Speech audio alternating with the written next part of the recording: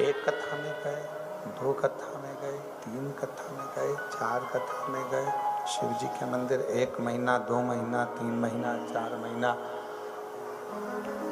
5 महीना, 6 महीना, धीरे धीरे आप जब जाते रहेंगे तब भगवान शिव की कृपा एक ना एक दिन आप पाएंगे जरूर।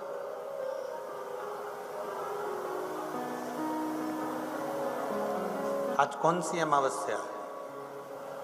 जम के बोलिए। मौनी अमावस्या।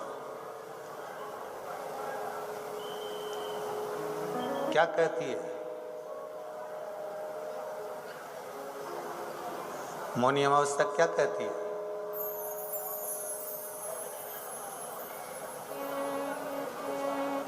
सारे दान में सबसे बड़ा दान है भगवान की भक्ति का, भजन का, स्मरण का और अपने मौन रहने का जो सुख है, चुप रहना, मौन रहना, चुप रहकर भगवान की अविरल भक्ति को धारण करना। अब कितने लोग हैं जो मौन रहे आज मौनी अमावस्या पे? जम के बोलो जरा, है कोई जो मौनी अमावस्या पे मौन रहा हो? नहीं। आज तो तुम जितने बोले हो ना उतना तो तुम रोज कभी बोले ही नहीं हो।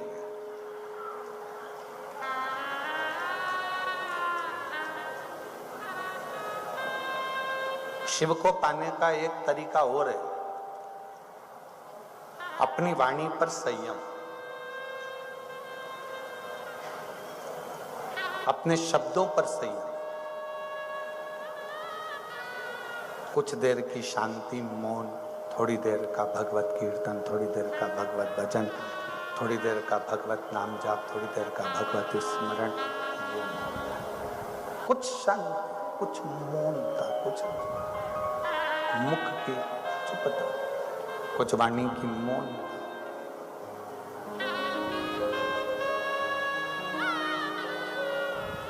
भगवान के मंदिर जाते हो? हाथ उठाओ जरा, कौन कौन जाता है? सब जाते हो मंदिर? रखो। कभी भगवान को भोग लगाया है? जम के तो बोलो। मिठाई का लगाया कि सेव का लगाया?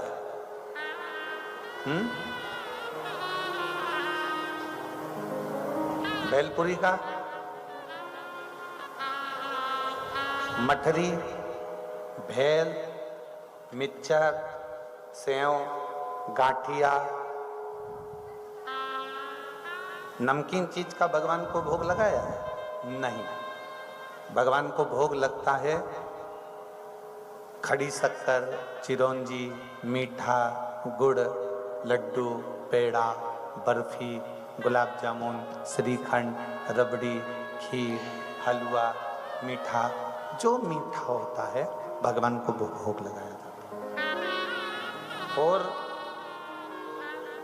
कभी कभी मीठा नहीं रहता तो श्रीफल लेकर जाते हो। बोलो सही है कि गलत है? 2 चीजें हम भगवान के प्रसाद में लेकर जा रहे हैं, भगवान के भोग में लेकर जा रहे हैं। एक मिठाई, दूसरा श्रीफल।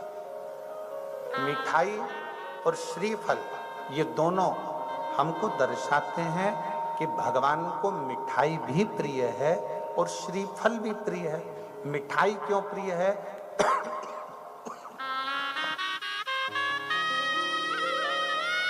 मिठाई की प्रियता क्यों है? भगवान को मिठाई इसलिए प्रिय है कि आप अपनी वाणी को मीठा रखकर मेरे पास आओ। और श्रीफल इसलिए प्रिय है जैसे श्रीफल अंदर से एकदम कोमल होता है, अपने दिल कोमल लेकर मेरे पास पहुंच जाओ। शिव जी, मेरे भगवान, मेरे द्वारकानाथ, मेरे राम, मेरे कृष्ण, मेरे शंकर तुमसे कभी नहीं कहते कि तुम मीठा बहुत सारा लेकर आओ कि श्रीफल बहुत सारा लेकर आओ।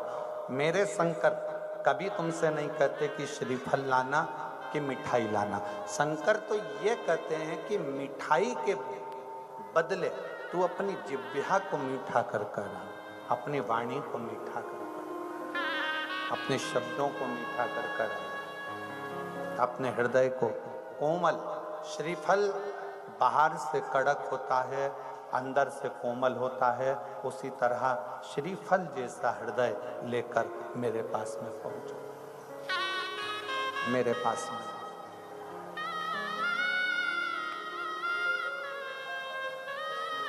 और कैसे आएंगे हरि, कैसे आएंगे हरि, हमने आंगन नहीं तुम्हारा, कैसे आएंगे हरि।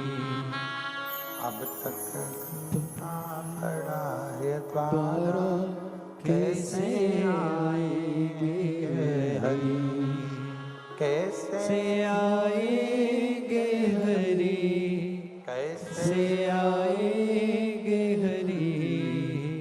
अब तक कंदा पड़ा है द्वारा, कैसे आएंगे हरि। हमारा आंगन अर्थात हमारा दिल, हमारा आंगन अर्थात हमारा मन।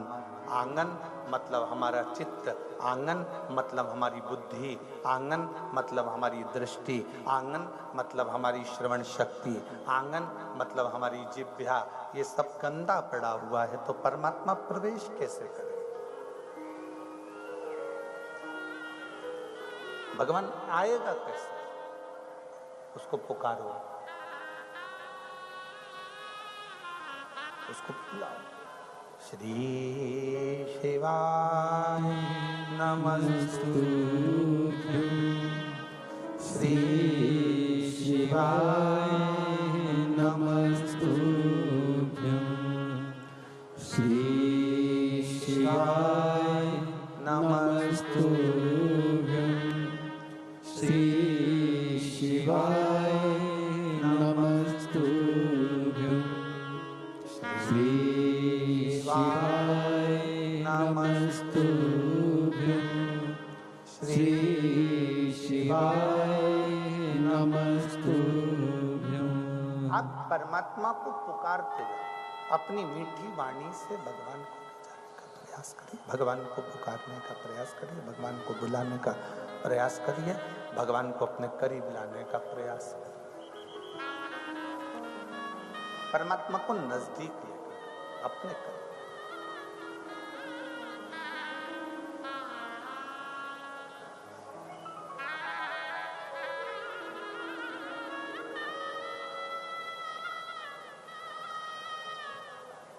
शिव तत्व जो दिया है परमात्मा ने, उसको थोड़ा थोड़ा सा जनमानस में देने का प्रयास करो। धन नहीं अपने पास रखो,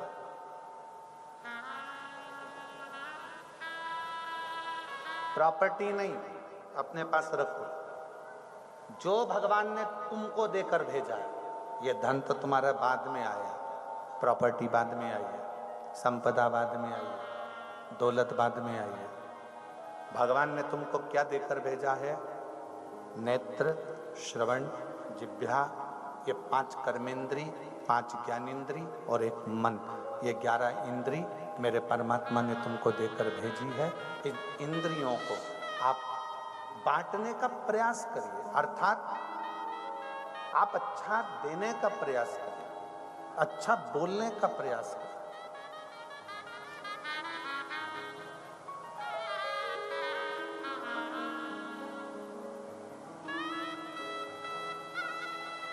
गलत मौसम में गन्ने का रस पी लोगे तो तबीयत खराब होगी कि नहीं होगी? बोलो जम के, अरे जम के तो बोलो। वैसे भी तुम्हारे क्षेत्र में जरा गन्ना ज्यादा ही होता है, क्योंकि यहाँ शक्कर गुड़ ज्यादा बनता है। अभी हम यहाँ से निकलते हैं तो 2-3 दुकानें तो यहीं रास्ते में लगी हुई है, ये बाजू, और उधर बाजू का तो नहीं मालूम, इस बाजू जब हम जाते हैं तो हमने देखा।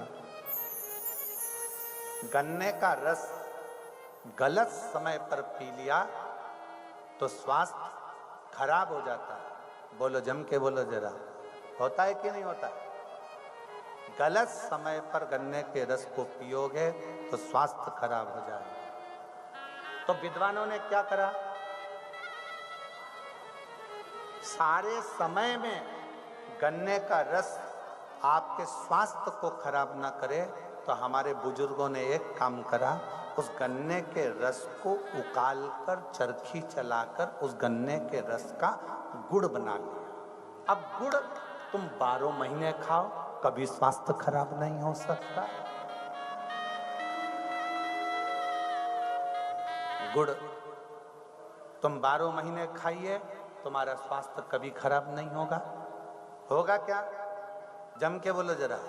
नहीं, गन्ने का रस गलत समय पर पिया तो स्वास्थ्य खराब हो सकता है, पर हमारे बुजुर्गों ने उस गन्ने के रस का चरखी में गुड़ बना लिया, और गुड़ तुम 12 महीने खाओ, स्वास्थ्य खराब नहीं होता। उसी तरह शिव महापुराण की कथा कहती है कि भगवान शंकर का नाम कभी कभी लेने का नहीं, भगवान शंकर का नाम 12 महीने लीजिए, कभी स्वास्थ्य खराब होएगा। शिव महापुराण की कथा, भगवान शंकर का चरित्र, भगवान शंकर की कथा तुम 12 महीने श्रवण करिए, धीरे धीरे धीरे धीरे आपके जीवन में सुख आता चलेगा, सुख आएगा।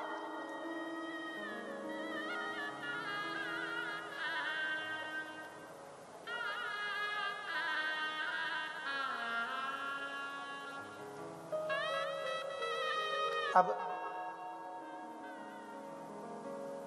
गन्ने का रस नुकसान देता था, पर गुड़ ने कभी नुकसान नहीं दिया, शक्कर ने कभी नुकसान नहीं। और एक और इतने अंदर उतार लेना,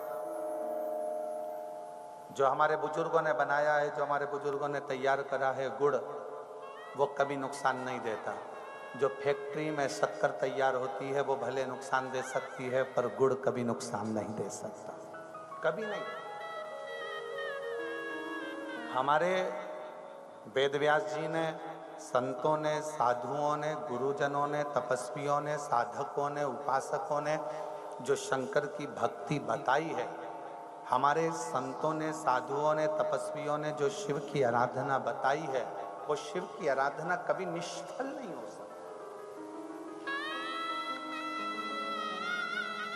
किसी भी पृथ्वी को खोदते हैं, वहां से कोई मूर्ति निकले ना निकले, पर जमीन को जहां से भी खोदा जाता है वहां से एक ना एक शिवलिंग जरूर प्रकट होता है, क्योंकि शिव तत्व हमारे हृदय में, शिव तत्व इस सनातन धर्म की पृथ्वी पर, शिव तत्व संपूर्ण ब्रह्मांड में फैला हुआ है, संपूर्ण ब्रह्मांड।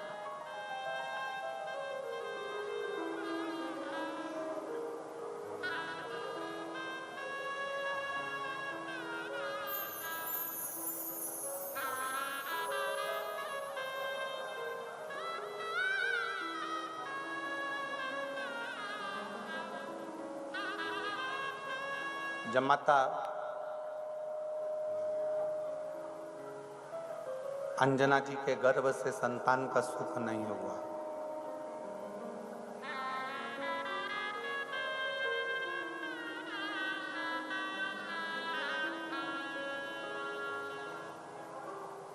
गौतम ऋषि के पास में माता अंजना पहुंच गई।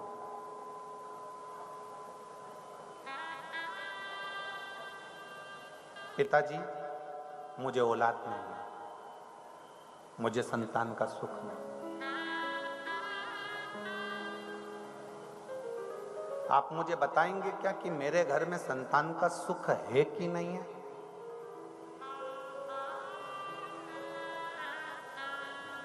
शिव महापुराण की कथा कहती है, एक शब्द याद रखिए, 30 साल भी अगर शादी को हो गए हैं, 25 साल भी शादी को हो गए हैं, 40 साल भी शादी को हो गए हैं, तो भी आप मुख से ये मत कहना कि आपको औलाद नहीं होगी। अगर आप शंकर जी को 1 लोटा जल चढ़ाते हो और तुम्हारा विश्वास पक्का है, तो तुम्हें संतान होकर ही रहे।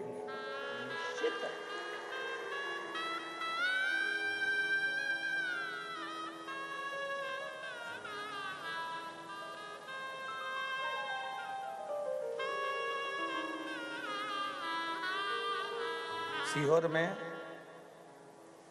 एक आपने हमारे हो सकता है कि फोटो जिसमें गैलरी में डलते होंगे तो उसमें आप निकाल कर भी देखना, और अगर होगा तो कल हम चैनल पर उस फोटो को भी दिखाएंगे। एक महिला, बहुत पहले की बात है, बहुत समय हो गया, कुबेरेश्वर धाम पर आई और बाबा के धाम पर आई और उसको शादी के कई साल हो गए थे और वो औलाद नहीं था, बहुत।